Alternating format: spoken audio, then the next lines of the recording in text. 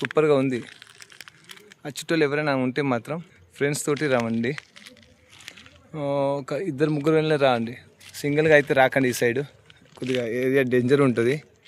సింగిల్గా రాకండి. పెద్ద పెద్ద గుట్టల్లో మిడిల్లో ఉంది ఇది.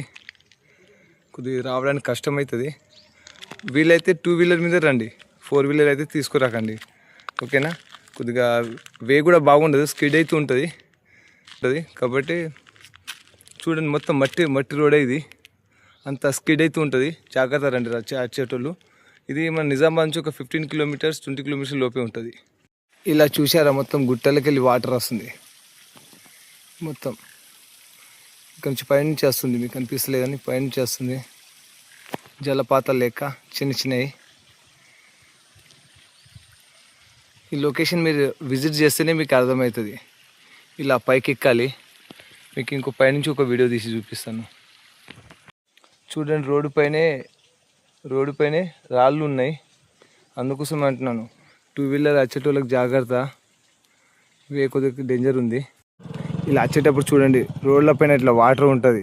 4 వీలర్ కష్టమవుతుంది. అందుకోసమే 2 వీలర్ తీసుకురామని చెప్తున్నాను. మీరు వస్తున్నాగా రైట్ సైడ్లో సేమ్ అలాంటి ఒక లొకేషన్ ఉంటుంది. ఇక్కడ ఆ సైడ్ వెళ్ళకండి. మీరు వెళ్ళినా అది రైట్ సైడ్లో, ఇంకా దాని ముందు వెళ్ళాలి. ये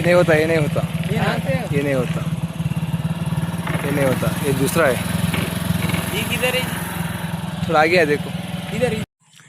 ఇది మాదాపూర్ చెరువు అంటారు. చాలా పెద్దగా ఉంటుంది. చాలా అంటే చాలా. ఈ గుట్ట మిడిల్లో ఉంటుంది. సరౌండింగ్ మొత్తం వాటరే ఉంటుంది. చాలా పెద్ద చెరువు ఇది. మంచి లొకేషన్ ఉంటుంది. ఇక్కడ కూడా మంచి ఫోటోలు తీసుకోవచ్చు.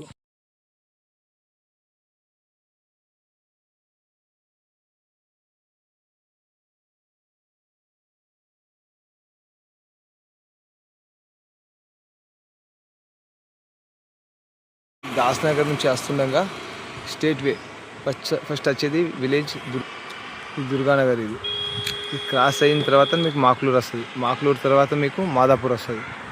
మాదాపూర్ నుంచి రైట్ తీసుకోవాలి. మాక్లూరు ఇది స్టేట్ వే వెళ్ళాలి మాదాపూర్కి.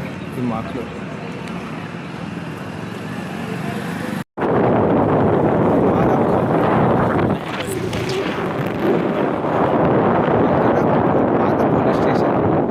పాత పోలీస్ స్టేషన్ ఉండే, ఇక్కడ తీసేసారు ఇప్పుడు.